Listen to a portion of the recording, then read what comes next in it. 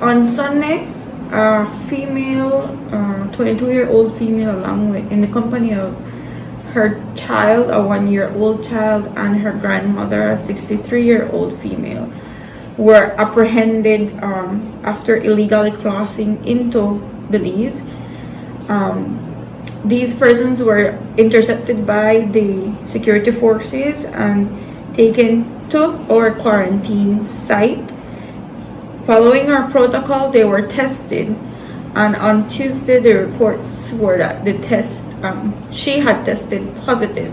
So we have one positive COVID-19 case, which is imported because she had been out of the country for more than 3 months.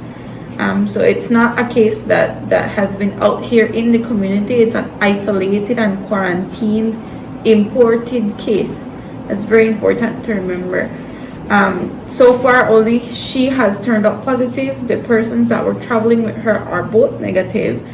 And our security forces and our medical staff all took all of the precautionary measures when dealing with anyone that's coming from outside of the country. Everyone was wearing their PPEs and kept their safe distance where necessary or where it could have been done. And everyone that we have considered to have had contact with her, we are doing our investigation. Everyone is under study, and we're taking all of the steps necessary to ensure that everyone is kept safe and that nothing gets out into the community. These persons are still in quarantine, and they will remain there until they're all declared as negative cases. We have our protocols that we need to follow for that. For ease of mind, it's not a case that's been out in the community. We still don't have any community transmission. It is an imported case. She hasn't had any contact with anyone out there that's been in the villages or anyone on her way from where she was apprehended to here, besides with the security forces who all took the precautionary measures that needed to be taken. Our investigation still continues.